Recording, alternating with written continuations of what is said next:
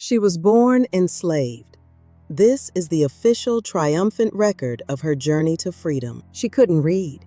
She couldn't write. And by law, she wasn't even considered a person. But this same woman would later become one of the richest landowners in Los Angeles and help build the city itself. Her name was Biddy Mason.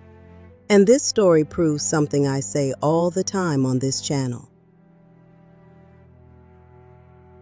History has receipts, and some of the most powerful ones were almost forgotten.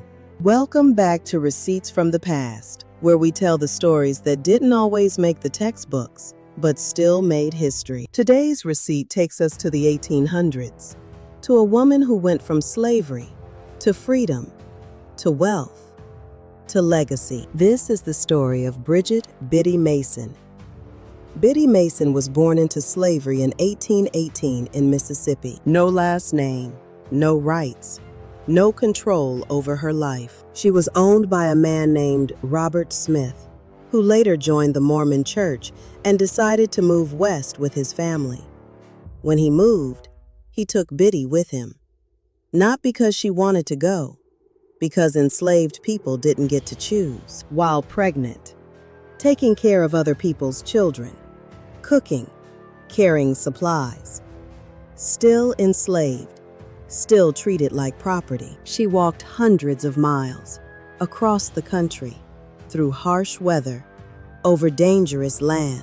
Smith first took his family to Utah, and later decided to move again, this time to California.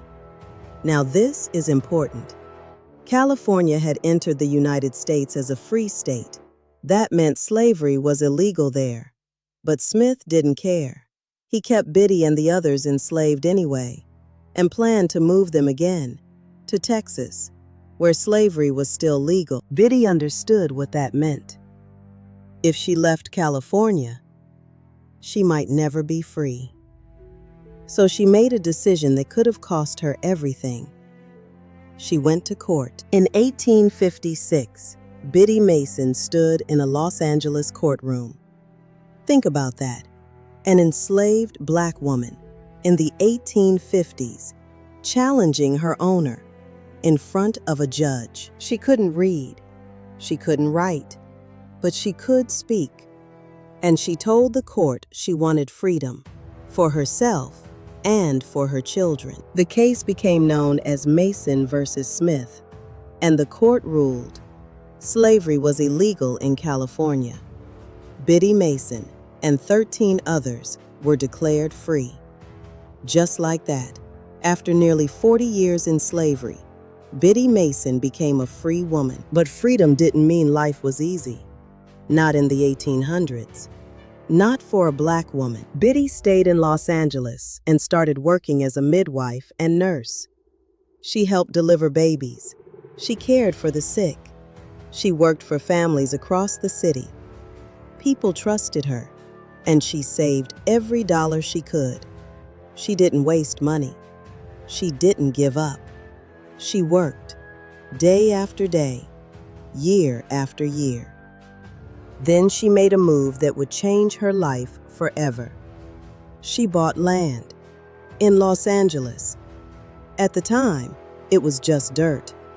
But Biddy saw the future. Los Angeles began to grow.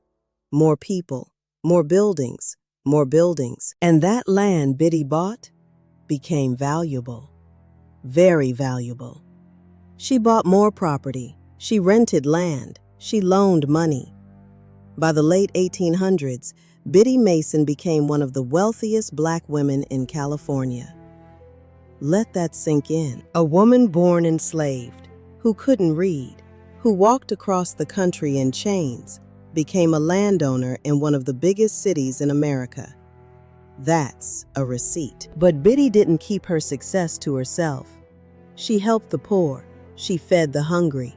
She visited prisoners. She paid for people's medical care. And she helped start the first African Methodist Episcopal Church in Los Angeles, one of the first black churches in the city. She built more than wealth. She built community. She built opportunity. She built legacy. Biddy Mason died in 1891, but her story didn't end there. Sometimes the real builders of this country were people who weren't even supposed to be free. This was the story of Biddy Mason, and the receipts are official. If you want more stories history forgot, subscribe to Receipts from the Past, because the receipts never disappear.